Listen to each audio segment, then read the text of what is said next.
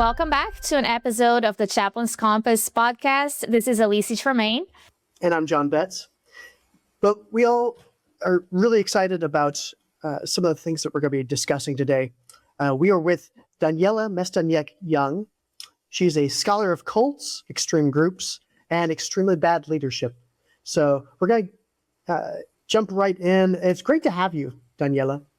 Thanks so much for having me here.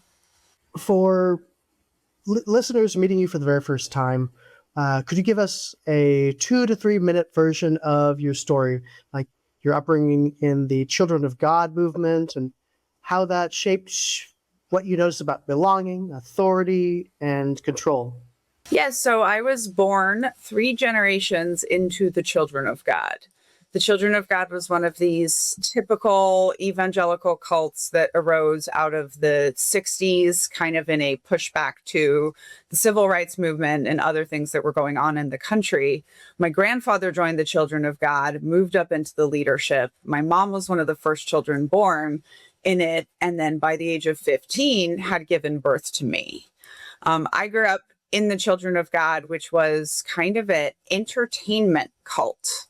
Right. We produced child and grown-up entertainment, singing, dancing, little child actress for Jesus, basically. I believe Alicia actually grew up watching some of our videos because we would sell them around the world in both evangelical circles, but also not religious circles.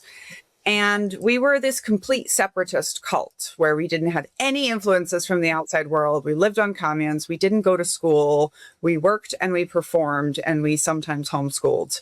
But the interesting thing about the Children of God is we were trafficked in front of the whole world because we were used as, performance children. When I was 15, I got myself thrown out of the Children of God. Then I put myself through high school and college, which was very weird and strange and big world and mind-opening. And then I ended up joining the Army right after college and going off to become an intelligence officer. Well, it was on day 1 of Army basic training where I realized, okay, I think I joined another cult. And I started really looking at the similarities because my second thought wasn't, oh no, my second thought was, oh, I'm going to be good at this because I know how to do this already. I know how to play this game, how to tamp down my individuality. I was an officer, so I was in leadership of the military right from the beginning. And so finally, when I left the military, I started looking at culture of all things. I said, I want to be a culture consultant and I want to look at, probably similar to a lot of the things that you all do, helping people understand groups. And ultimately, I decided I was going to continue my focus from being an intelligence officer on bad guys and bad groups and just really develop my expertise in those and how those work so that I could help people avoid them.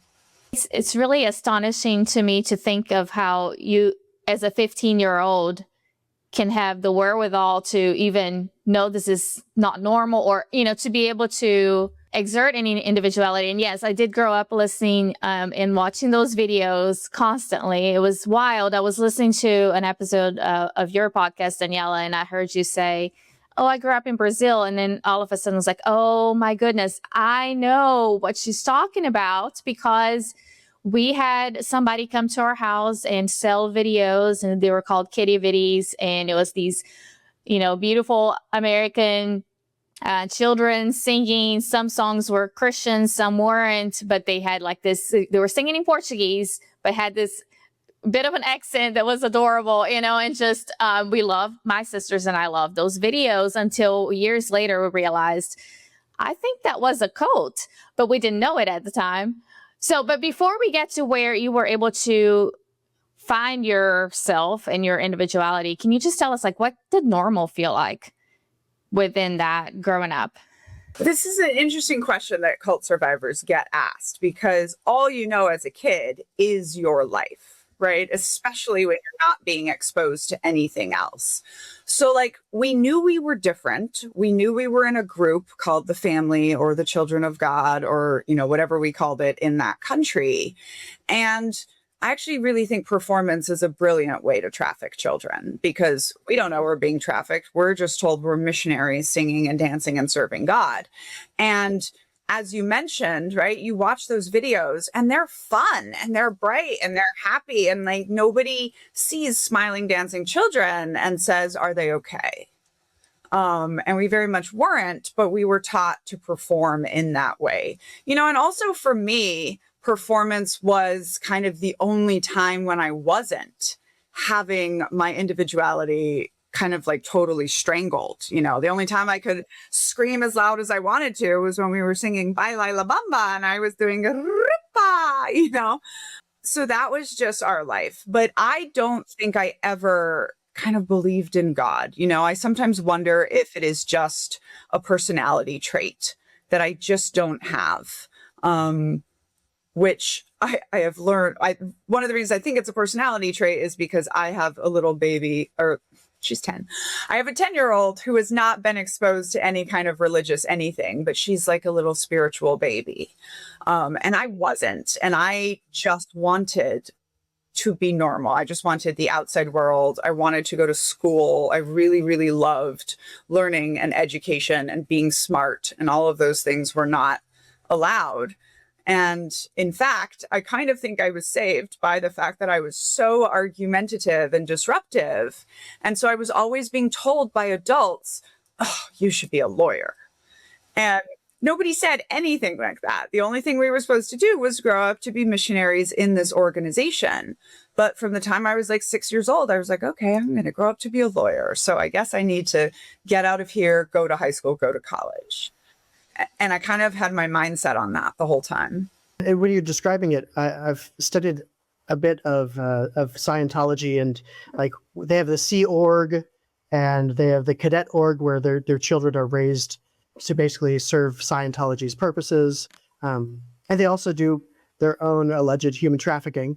And it's just, no, you're right. They have their own performance pieces as well. And I will tell you, when I was 22 years old, I was already an officer in the Army, and I listened to a book by Jenna Miscavige, who grew up in the Children of God, who's the niece of the current leader. And I recognized my childhood in her life. And it was specifically the child labor. And I wasn't able to like put that into words. But it was interesting because so far I had only read about Children of God and other sort of Christian-based cults. And I remember thinking that Christianity was the problem and being very angry about it. And it wasn't until I read a book about Scientology, which is completely different belief system. And I was like, oh, the patterns are the same. And going with that, cults really thrive in terms of they teach and really emphasize certainty, obedience to authority, and sometimes usually blind obedience to authority. So like, what did that teach you about your certainty, obedience, and just as a member of that group?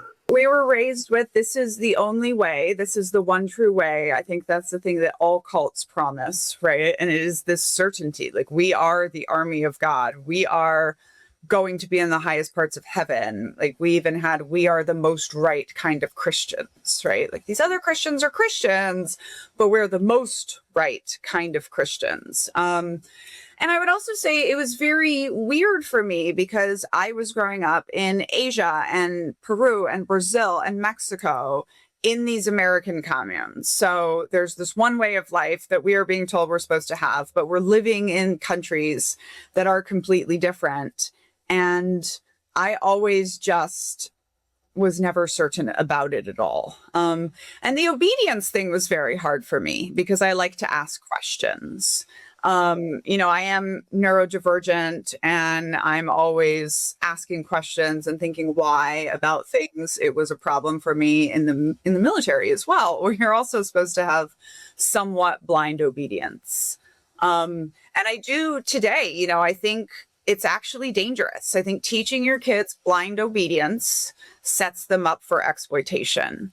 And the same thing is true with immediacy. When people are pushing for this immediate response, especially from children, it's just another way to control people, right? To not give you any time to think or be your own person. And that's really was one of the downsides of growing up in a cult, is you don't get to develop who you are, because you are always just supposed to have certainty and be obedient. And you'd mentioned that you left at age 15. Not left, you were actually kicked out. What was it that all of a sudden made you go, oh, this isn't Camelot, this is a cult? Yeah, so 16 was a big deal, because 16 is when you became an adult member. So in fact, the whole year that you were 15, we were receiving this like extra level of indoctrination. And some of the stuff was just crazy. Like at the time, the new leader who had taken over had this revelation called Loving Jesus. And it was basically that you're supposed to be romantically involved and having sex with Jesus. And they would have these kind of like out loud spiritual orgies. And really, really interesting thing called social proof, because you weren't allowed to read any of these secret doctrines by yourself. You had to read them in companionship with other people. And that is because if people are left alone to think about something, they'll be like, this is crazy. But if they see other people they respect not saying this is crazy, they'll go along with it. So, but one of the big things for me, I think especially came from having a teenage mom, was that I did not want to have children young, because I knew I didn't think I could get away till I was 18, because I didn't have close family outside the cult, but I knew I wanted out as soon as possible, right? I was getting out of here as soon as possible, and I could not do that with a child. And at the age of 16, I was going to be expected to start having sex indiscriminately with whoever asked for it. And we were not allowed to use birth control. So to me, it was kind of a big deal. And I also just had this thing. I need to go to high school. I need to go to high school because I want to go to college, because I want to be a lawyer. And so I got myself kicked out kind of on purpose. I, very dramatically climbed over the commune walls, went to go fellowship with an outsider, basically hang out with a boy. And I did it so many times in a row that one day I fell asleep and did not wake up in time to sneak back in. I'm thinking as a 15-year-old, that would have felt terrifying to not have your group and to be on your own. I don't know what that felt like for you. What's the part about leaving that outsiders might underestimate the most, or just not even have a concept about? Yeah, I mean, cult experts say it feels like death. Like it's the closest thing to dying that we can think of. It's just having everything that you understand ripped away from you. And, when you've grown up in that environment, it truly is everything you understand. In the book, I think I used the phrase, I was as afraid that I would have to leave as I was that I would have to stay. I was suffering all kinds of abuse, being a young woman in this society, from labor abuse. By the time I was 11, I was just basically like a full-time kitchen slave whenever I wasn't out in public performing. I was running kitchens for 25 people all over Brazil and Mexico. I learned how to cook really good, though. I was just like, no, I don't really care what is out there. I'm going to face it. But it was very scary, to the point that I was kind of wavering. And they, cults will always forgive you if you will bend the knee and humble yourself and do whatever the leadership says. So there was this point where I could make a choice to be sent somewhere else, be kicked out of the group back to what they call babe status. And you have to do like 6 months of kind of groveling and humbling yourself and punishment and extra work. But then after that, you're accepted again. And I was thinking about it, and my mom at the time takes me on a walk outside the commune. And my mom, very, very dedicated still to this, and would be for another decade. But she takes me outside the commune and she's like, just go. We found an older stepsister that I had from her husband had agreed to take me in. And she was like, just go. So I was like, okay, I'm out. But it was very, very scary. And one of my first thoughts when I finally was able to get enrolled in high school with no records was just, oh, I'm from another planet. There's literally almost nothing that I know about the world and almost no way to explain that to anyone because I look like this white girl that belongs in Texas. I could see why when you did that, you also gravitated toward the military. And you also served in the United States Army in high stakes environments. You were mobilized and deployed. And so, and you served in combat. How did that military culture sharpen your ability to recognize group behavior, authority, conformity? And you mentioned that your experience in the Children of God made you go, oh, I can play the game. So first of all, it was 6 years after I left the cult that I joined the military. And in those 6 years, like I did 4 years of high school in 2 while working 40 hours a week, and then put myself through college while working up to 4 jobs and was the valedictorian of my program. So I look back now and I was like, oh, I just put myself in very high demand, high control environments so that I wouldn't have to think, I was terrified that I would fall off the deep end and go crazy and be a drug addict and all the things that the cult tells you would happen.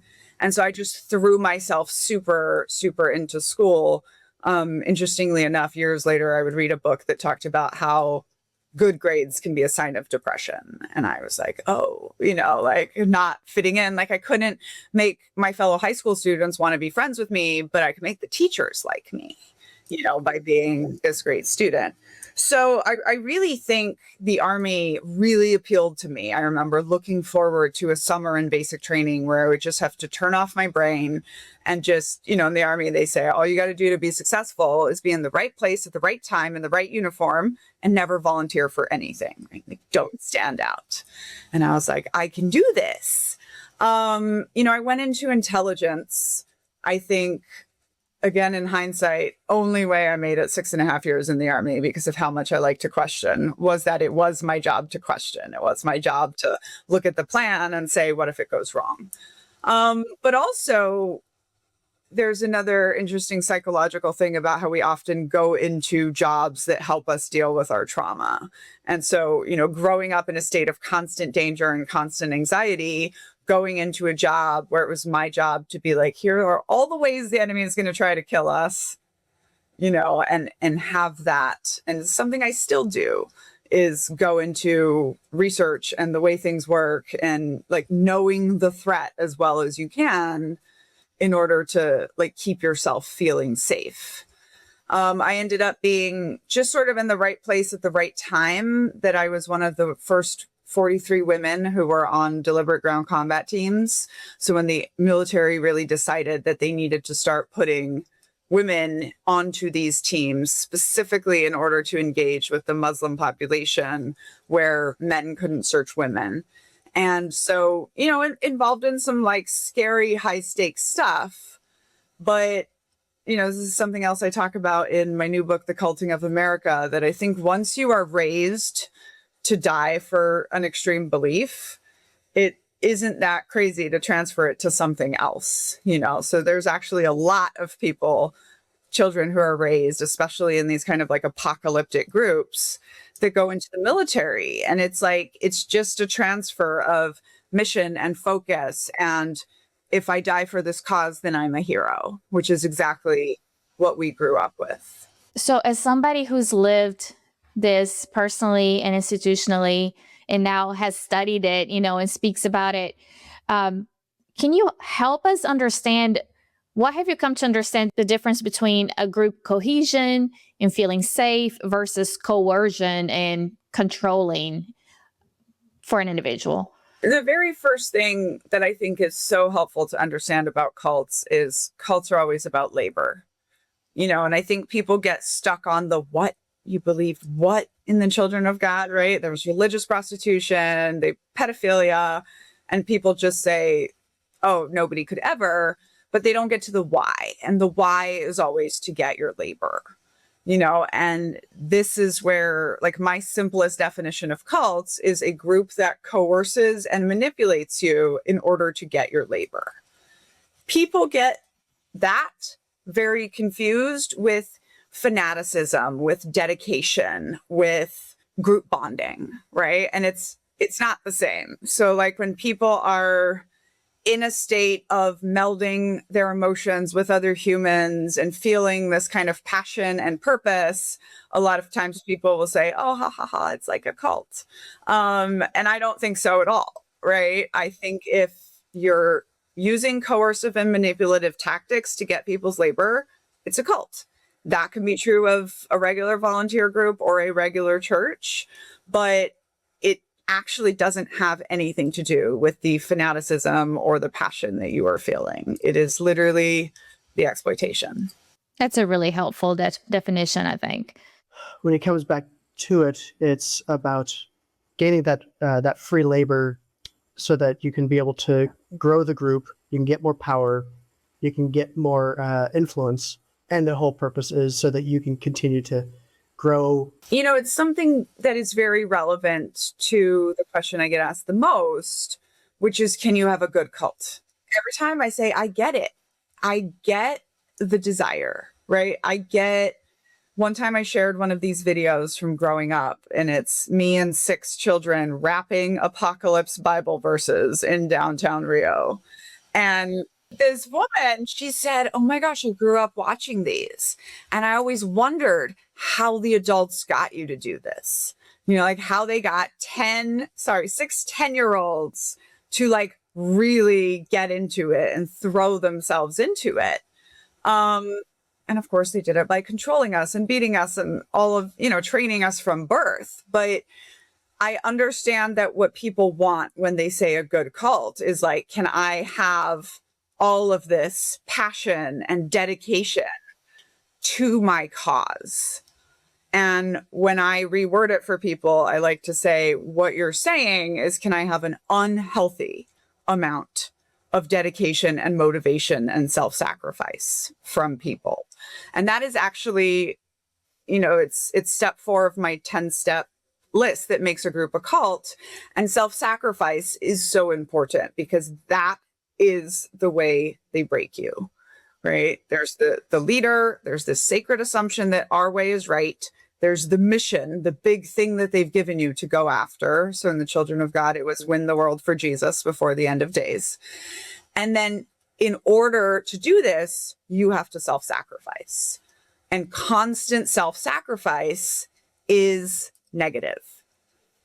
Is how you break people. And so there are 2 parts of my 10-part list that I say are always bad, which is constant self-sacrifice and exploitation of labor. And I don't care how good your mission is. I tell my audience all the time, even fighting fascism, right? You cannot dedicate yourself 100% to anything because that breaks you. And it's one of the reasons I think cults almost always suffer from suicides, in very large numbers.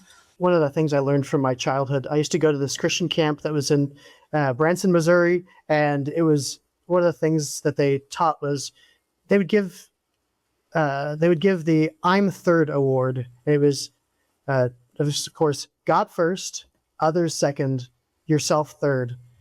And like that messed with my mind so often because self-care is just destroyed at that point because I'm always just trying. I want to, no, you first. No, you first.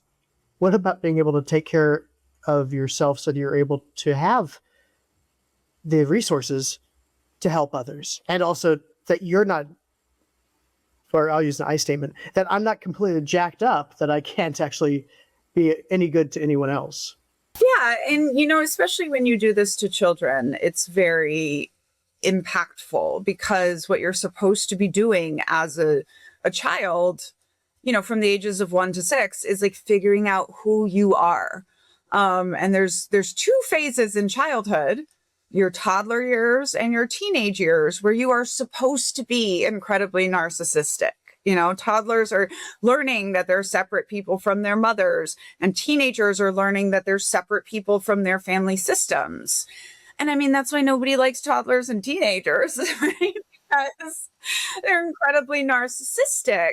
But when you are teaching people that they always have to put themselves last, it's exactly what you said. Like self-care is the last thing that you are supposed to ever do. This, I also think, leads to cults really denigrating medical care, both mental and physical, which is something I saw not only in the cults, but also in the military, and it surprises people because you would think in the military, well, you want your soldiers to be shipshape and operational. But what I found is the cult never cares more about operations than they care about control. And getting you to sacrifice for the group all the time is the best way to control you. You're bringing up medical care and mental health and self-care, all that. A lot of our chaplains work in healthcare on the bedside, but also in other settings like prisons and businesses in other places.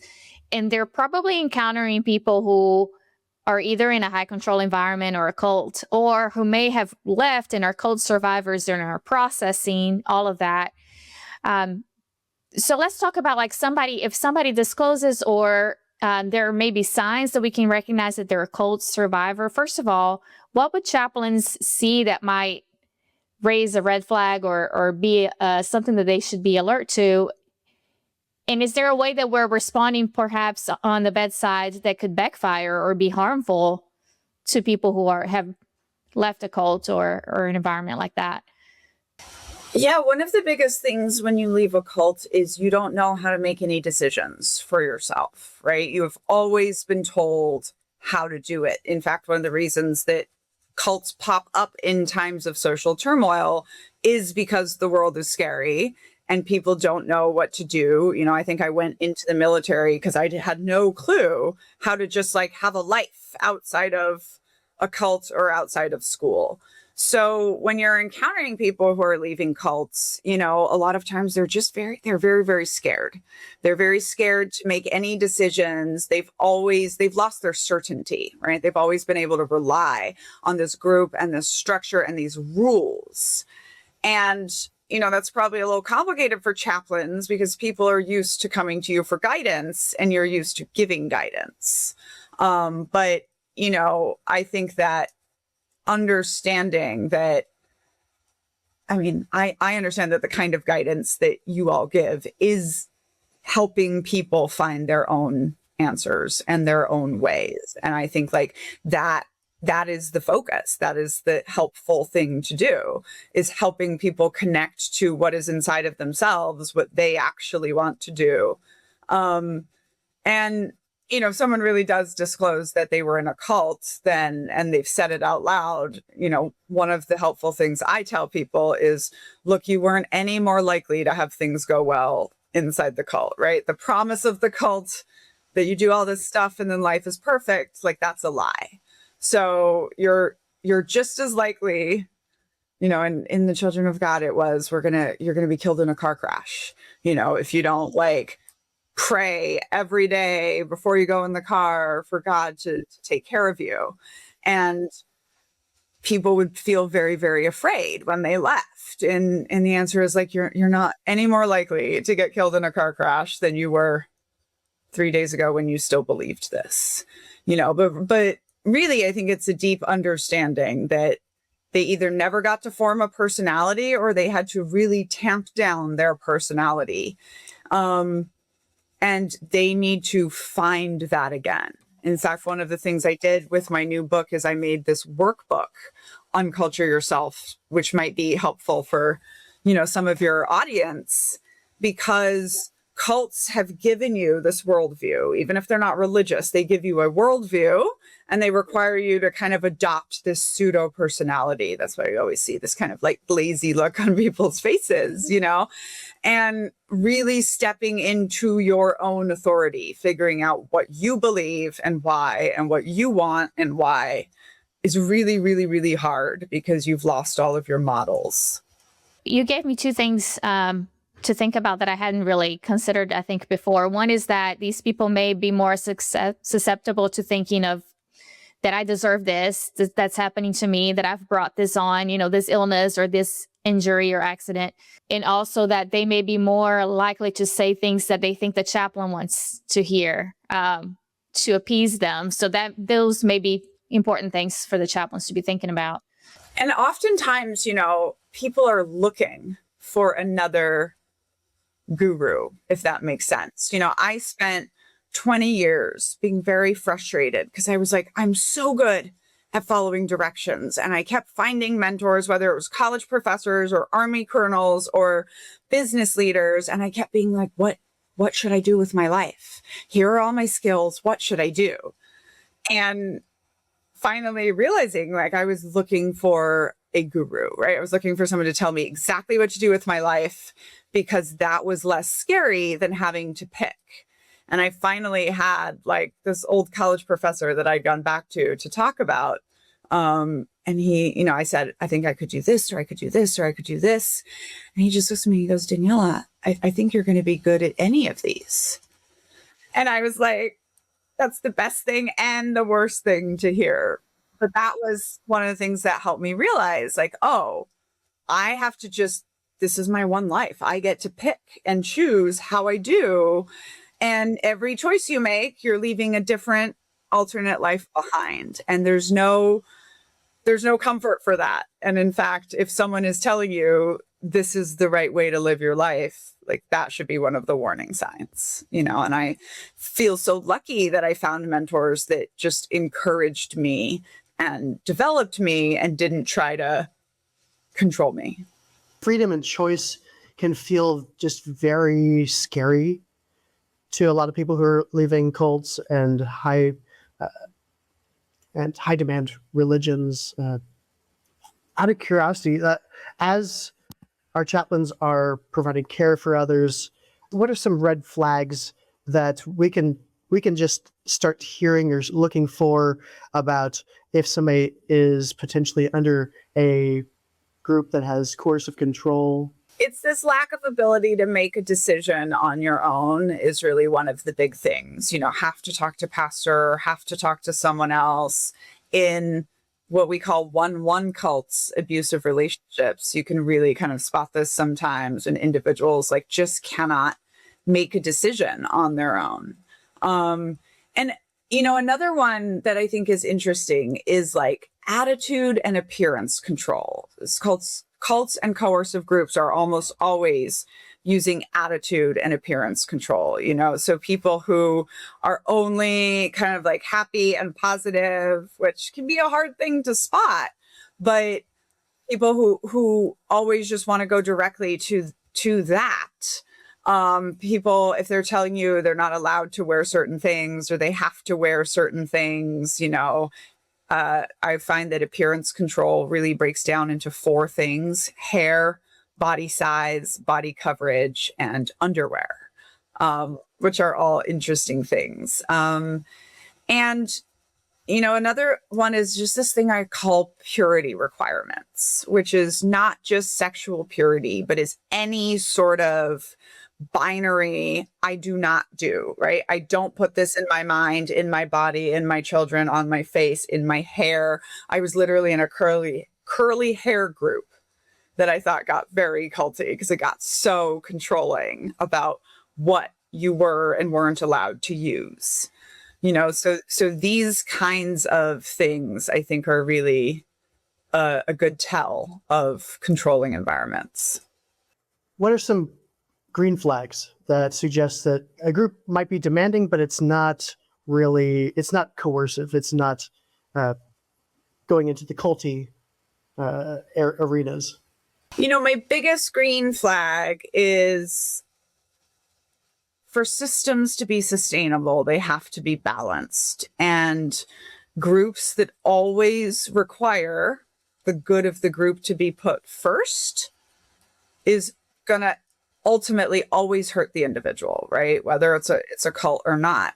And so my big green flag when someone says, how do you find good groups, is, well, where does the group sometimes lose so that the individual can win or be supported? And I think we see this a lot when one group individual, often a leader, hurts someone else. And, you understand how the person who harmed people might want to shut people up, but it's always a little bit more disappointing when the group goes, oh, you need to be quiet. Like, we need to handle this. because otherwise we'll look bad, having a leader that harms someone, instead of saying, no, we're going to look good if we do this publicly and support this individual and get this person who has harmed someone either out of the group or punished. Looking at it that way as like, we're going to look good if we do this. We're going to look good to our other members and our other people. That's a big green flag for me. Not passing around a collection plate. I always say if a group passes around a collection plate, it's not free. I was just at a ex-evangelical organizing event, and they talked up front about the need for money to support these things that we're doing. And that was it. Here's the QR code up front if you want to come do it. And then just in general, I would say like having good programs where people can volunteer, they can get involved with your organization, but they can also step back as necessary. And then my last big one is very, very good safeguards around children and how children's labor especially is used. I really think that so many religious organizations in this country like absolutely exploit children and call it service. And children really can't advocate for themselves, So I always say, if you would have to pay an adult to do this work, children should probably not be doing it as volunteer work. If you had met a chaplain, Daniella, as a 15, 16-year-old, what kind of care would have been helpful for you at that point? It seems like it's such a fragile thing when somebody is either in the process of deconstruction or processing, or still maybe within the control of a group, to be able to provide care that's respectful and helpful and not going to lead them to more harm. I always have trouble with this question when people ask, like, who could have helped you when you were 15? Because my answer is like, nobody. I was hiding from everyone. Like, I was trying so hard to just present that I was perfect. Interestingly enough, two of the leaders whom I really, really respected that I worked with in the Army were chaplains. And, I always, from the very beginning, because they're the chaplains, but they're also my colleagues because we're both officers on the staff. And I very early on would be like, I don't do religion, right? And I would tell them, like, I've had a lot of religious trauma. I don't do it. Please don't come for me. But number one, I would talk with the chaplains a lot about how, like, why can't atheists have gatherings together? Like, there's so much that you get from meeting together on a Sunday, for example, that is not about religion. It is about ritual. It is about singing, ceremony, community, all these different things. But also, the chaplains were some of my best confidants because, first of all, they were able to be in the military, right? Like, you could say anything you wanted to a chaplain and they wouldn't tell anyone. And I just think like the chaplains were very good at meeting me where I was at with lack of judgment and accepting me for that. And that actually really kind of changed my opinion on religious leaders, was encountering the specific Army chaplains that I did and the way that they held space for me and the way that they understood, and on both deployments, like where you went to get coffee and where you went to get almost every other like deodorant, toothpaste, shampoo, feminine goods came from the chaplain's office, because Americans in religious communities are really good at donating that stuff and Girl Scout cookies.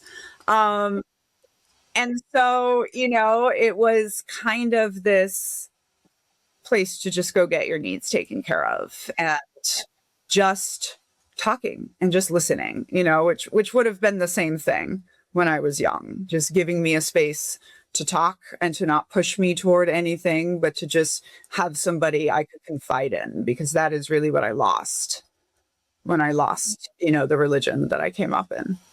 Number one, I love that it was the Army chaplains where they provided that safe space for you, that space for you to simply explore who you were. So going with that, how should a chaplain approach someone who's still connected to a high control group? Maybe they they're not ready to call it harmful, and leaving it could also increase danger or loss. What's the best way that we, as chaplains, can approach our colleagues and and the people around us? So it's definitely not to call it a cult. I think that cult has basically almost become its own thought-stopping cliche that as soon as you say that, people will shut down. Actually using the language of high control, high demand group, I think has been really helpful for a lot of people. Like I've had like active duty Mormons say, well, it's not a cult, but yeah, I can see that it's a high control, high demand group, and also just talking about the tactics, like this is what I did with my book. Like I didn't write these groups are cults and here's why, right? Kind of call out. I wrote, these are the tactics. These are the tactics that people use to control you. And so it's almost like therapy. And I know you all know that, but it's like, you're never trying to tell somebody that they're in a cult or in a high control group because they'll just defend it and they'll double down. It's more about giving them the space to find that. And another tactic is that I think we understand coercive control in our lives the best when we see it in someone else's life. So I was recently on Khloe Kardashian's podcast, and I was talking to her about my own 1-1 cult that I fell into in college, toxic relationship that ends up pushing me into the military. And she goes, oh, what's that? And then I define it for her and she goes, oh, I've been in a 1-1 cult. Right. So, and I always say that part of why I wrote my memoir the way that I did, Uncultured, which is just my life story, is that you can give it to someone who you think is in a high control group, but no one ever thinks they're in a cult. So you can give it to someone and be like, there's this incredible story about this girl who grew up in the Children of God cult, and then she becomes a captain in the army. And people will read that and then they'll recognize it. They'll recognize the same things. There's a lot of stories of whether it be like Mormons, Jehovah's Witnesses, some of these bigger groups, and they'll say, I was sitting in a seminar where they were talking about the definition of cult, and I realized that we apply, all of our stuff kind of applied to that like the individual person in that situation. So it is, getting them to come to it by themselves, asking a lot of questions and showing parallel situations of coercive control, and then letting them make that connection.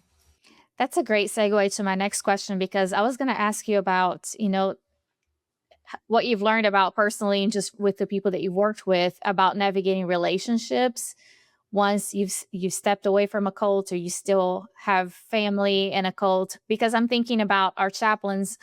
On one side, many of us have family members who are in high control, high demand group environments that we are navigating relationships with. But also on a professional level, sometimes we're working with families, so we'll be caring for the patient, but we're not just caring for them. It's this whole family system. And some of them may be in a cult, or maybe trying to extract this person out of a cult, or maybe talking to the chaplain, trying to triangulate us into that. So any thoughts or insights you've had about relationships and families specifically? One big thing is just that family systems can be cults. We have what we call a single family cult. Westboro Baptist Church is one of the most famous. But, I think one of the warning signs is when people have things they can't talk about outside of their family or outside of those systems, or they're afraid about telling you things that are going to get back to families. That's something to look at. I think that it is the most complicated situation when you have family either in a high control environment or the family itself is a high control environment, because as the individual is deconstructing, that is by definition gonna kind of like blow up their family system. I don't necessarily have that much advice for it other than understanding that, like, one of the important things is helping people put the regular words to things that happened. So I have never gotten more Children of God survivors angry at me than when I started saying, hey, y'all, we were trafficked as children, right? That's what they were doing. They were trafficking us around the world. And people, you know, supporting or not supporting just weren't there yet, right? So I think that it's really understanding that when the individual starts deconstructing their high control experience and starts putting the language of the outside world to it, that's something that you all can help with. Is actually, this is called, these camps that these teenagers are being sent to are not, whatever, they are religious prison camps, and that's a way to look at it. And then just understanding that people's family systems are going to either fall apart or like just very strongly reject them, and then being there for them when that happens, helping them understand that they can have relationships and they can have chosen family that are not going to be like that. Those people who listen to me regularly, you could probably start a drinking game for whenever I mention spiritual struggle, where you could take a shot, because I almost bring it up because it's so relevant in a lot of things that we do. And religious and spiritual struggle is defined by like Julie Exline and Kenneth Pargament, talk about different domains, like divine struggle, doubt, moral, interpersonal, and ultimate meaning, and also the demonic or the evil. So, and going with that, a lot of what I'm hearing is a lot of mixture of this. Spiritual struggle is another word that some people would say would be deconstructing their faith. When you look at cult survivors and people who are deconstructing, what are some of the domains that show up the most, and what are some of the best compassionate responses that you could put as interventions, if you will? I'm not sure if I exactly understand the domains thing. But, it's interesting for me because I never considered myself religious. I walked away from it at 15 and didn't look back. And I did not think I needed to deconstruct religion or faith at all until I got back on the internet and started seeing this language of deconstruction and started understanding that, like, no matter whether I believed it or not, like, the evangelical faith pool is the waters we were swimming in, and that I still had to go through that. And, I think that's one of the things I keep saying. We need to adopt the language of being or cultural evangelicals, the way I've heard people talk about being cultural Jews or cultural Catholics, and it's understanding that, like, all of the things, good and bad, in your life were connected to this high control group, which means even some of the good things. And one place where I think that religious leaders like yourselves can be really helpful is helping people understand that they don't have to walk away from everything. Like, I had a friend who told me she couldn't go to the beach anymore because she was trafficked in a beach country. And, my response to her was, oh, Felicia, don't let them take the beaches, and we did some work, and eventually I made her this really great garment out of a like Brazilian sarong. And that says that don't let them take the beaches. I most recently have written a musical, Cult Baby, the musical, veterans included. And I took a bunch of the songs from the cult, the hymns, the bops that we had sung around the world, and I reused that music for my songs. So like literally taking back the music of my childhood, but also understanding that like my skill at performance and writing and all of this stuff came from that situation. And so I think one of the beautiful things about deconstruction or like the spiritual struggle is understanding that like all of those skills are yours, whether they came from negative experiences or positive experiences. I speak 3 languages fluently, and I can talk to half of the globe in their language. That is a beautiful thing that I got from growing up. And I always say that if I had to grow up in the worst in the world, at least I got Brazilian culture out of it, which has been a long-term beautiful thing in my life. I'm actually going this summer to watch my host daughter, that exchange student that came and lived with us a decade ago, who's now graduating from medical school, and I've in Portuguese given talks in Brazil to the intelligence and security community in my second language, so finding like, what was it about that? I've had realizations that I'm really addicted to having a mission. And so both having for myself an anti-mission statement, I tell myself I'm not here to end all cults, but also finding things that I can throw myself into and get kind of that feeling, like those can be really helpful, but really, really going back to, I think it's so helpful for you all to help people realize that you don't have to lose everything just because you walked away from that high control group. My mom loved the ritual of opening up the Bible and picking a verse and claiming that for your day. So now she has this set of like woodland cards that she shuffles, and she gets one and it's got like some daily quote on it, some good things to think about. And she does that, so helping people get to like, what was the feeling, right? Like, what was the feeling? What was the thing that it spoke to? Chanting makes us feel connected to other people, but I don't want to go to church anymore. Okay. Can I join? I actually have a bunch of survivors who are not religious who have joined gospel choirs. But even understanding that like there is secular music that has that same sort of praise feel to it that you might have enjoyed in the church, and finding that or writing that kind of music can be really helpful.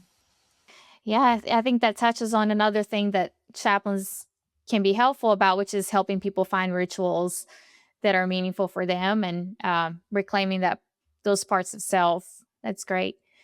So, Daniella, you've already mentioned a lot of things about what makes a group healthy, and what are the green flags, and what are the red flags in group dynamics. But I'm wondering if there's anything else that you'd like to say about group dynamics to chaplains who, okay, so let's say chaplains who serve in the military, or maybe even a hospital that's starting to become really high control, high demanding. And now I've seen this, when you were both of you were talking earlier about self-care. It reminded me of a time when I was working at my local hospital, and every month they were given employee recognition awards. And I noticed with some alarm that every time it was to somebody who had poor boundaries, who had stayed late, who had worked on the weekends, who had given way more than they should have to this institution. And that's who they were saying, this is the employee we want to recognize. This is the example of a role model employee.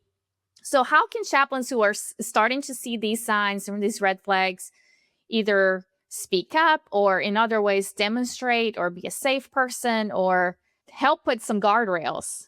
Well, one thing I've always thought is that organizations could do like self-care awards, or like, while we're giving an award for someone that always put the group first, cool, let's make an award for someone who modeled some good self-care or some good boundaries this month as well, right? And that's like an easy thing you could do. But also, I would say that chaplains tend to have a very respected position in organizations in America, that group leaders will listen to. The general listens to the chaplain, even though she's only a captain in the army, and so advocating exactly that. Hey, I think we are pushing them too hard. Hey, I think that we are not illuminating self-care enough, right? So talking about those things, and kind of the understanding that the group is always stronger than the individual. That's why we evolved to have groups. And so you almost always, if you're not focused on individual self-care and individual sustenance and maintenance, that the group is going to take over. So, this is something I found in the military, that the chaplain's job is to literally be the opposite of needs of the army, needs of the army, needs of the army. But then you go to the chaplain when you're breaking down, and the chaplain is able to get your boss to give you a day off, So I think just being those advocates. And I do have two little like cult vaccination phrases that I like to share, which one is, there are many valid ways to live a life. So just helping people understand that if your group or your guru is telling you this is the only way, that no, this is not the only way. There are many valid ways to live a life. And the second one, speaking of gurus, is, do what you need to do for spirituality or religion. I think that every person should have that freedom, but there are no gurus. So calling out when people are acting too guru-like, or helping people understand that, like, no matter how amazing this person is, you cannot follow them blindly. You need to be bringing in other things. It's actually one of the ways I think I built a very interesting online channel, is I was like, I don't want people to think of me as a guru. So I'm always going to be bringing in like other people's voices and other people's books and expertise to sort of subconsciously remind people that no one person has all the answers for everything. There are no gurus. I've been following you on Instagram, and it's been fun to connect with you, and also fun to also hear more of your story. But one of the things that we always like to finish on our podcast is, we always love to ask the question, what is giving you life these days? So for me right now, it's my 10-year-old, who's very, very, very fun and questioning and sassy and everything that I wasn't allowed to be in the cult. And two, it's the musical that I'm writing, that the 10-year-old is helping with, but not in a coerced way. Taking, putting language to these experiences that so many of us have had, but we have not been able to identify it. And just being immersed in the arts. I write very serious research books, The Culting of America. Now I'm writing an all-American fascism. But then I do this music and dancing, building thing. And everyone in my audience wants to be in it. They don't want to see it. They want to be in it. So we're figuring out how to like harness this group energy. And I'm pretty sure the cult musical is going to have a cult following. So, but not in a bad way. As somebody who loves musicals and watched probably you on a videotape in the 90s, I love that you've reclaimed that. I love that you're doing that. And I can't wait to see the musical myself. But can you tell the audience how to find your books and just how to connect with you? Yeah, you can find my books pretty much on any platform where you buy books. If you want signed books, you can find them at www.knittingcultlady.com, which is also how you can find me on pretty much any channel broadcasting on a daily basis. Knitting Cult Lady. I'm always knitting and deconstructing cults and tyrants and bad guys. So it is an ongoing thing, and you might find me thinking you've never been in a cult, but you're going to walk away wondering if you've been in 5 or 6. So come hang out. Well, thank you so much. It's been really, really good to talk to you and to learn so much from you. So I hope that people will learn more, follow more. Thank you. Thank you so much for giving me this platform, and thanks to you both for doing what you do. Yeah, thank you. Blessings. And now it's time for the non-anxious presence with Elise. And John. Well, Elise, there was so much that Daniella covered that I really enjoyed. I've heard it before, but I just forgot about it. Was that high demand religions or groups, that they're always about the labor, and that's why it's they use coercion, because they're just always trying to manipulate you to get the labor. And so many times we can think about, oh well, they've what about their beliefs? What about their actions? About this? But when it all comes down to it, it's about cheap labor. Yeah. And maybe other things like sex and like, she said, but probably all can lead to labor. Yeah, I think that was a good aha moment for me too. And maybe for some of our audience, it's not about the belief itself, as bizarre as it may get, but it's the reason behind, which is that the belief is a means to control. And the reason for the control is all these the benefits to the group and to the group leaders, and at the expense of the individual. And so it really does help you to identify that pattern going on in other places. And obviously, I mean, she's right. If you go to somebody and say, this looks like a cult, you're in a cult, that's not going to be helpful. But to be able to identify these patterns and in the ways that people are being controlled or self-sacrificing for the group, I think that can open up a conversation. And honestly, like, I'm even thinking like in my own family, ways that we've recognized that, and people have tried to talk about. Um, it helps you think about it through a different lens. I think, to think about it in terms of the labor. Yeah. Were there any other things that really stood out for you that we discussed? Well, I think the way that she talked about how chaplains showed out for her in the military and the army, um, it was validating for me because it sounds a lot like what chaplains do that I know that we do, which is to meet people where they are, to be to help them question, and to help them voice concerns and who they are, and be honest, just have some truth telling about the tensions that they're holding, things that they thought they believed that they suddenly don't believe anymore, or um, their identity that's wavering, to have a space to be honest about that, and as chaplains to be able to be honest about there are no answers to some of these things sometimes, or there are certainly no easy answers, so definitely not being a guru. But even like the fact that she said that she would go there to get coffee or feminine products or whatever it is, that to me made me realize how important it is when we offer hospitality in the places where we work.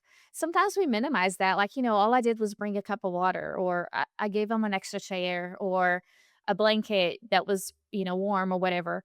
And we think that, how can that, I mean, is that spiritual care, or is that important? But yes, it is, because we're making an environment where people can feel safe in a unfamiliar and scary environment sometimes, where they can anyway, I'm babbling at this point, but it's just, to me was validating about, okay, this, what we do is it's in a lot of different ways. Sometimes it's using spiritual language, sometimes it's not. One of the things in the military that some chaplains get made fun of, and they're called candy chaplains. And it's because they're known as these. Some of the chaplains would just carry candy in their pockets and just be giving it out so that it'd be an excuse to go and hang out with the soldiers. And so that becomes a more of a derisive term. But honestly, like, there are certain times where being able to use resources so that people will come and know that, hey, I'm here for practical reasons as well as religious, spiritual, humanist reasons as well.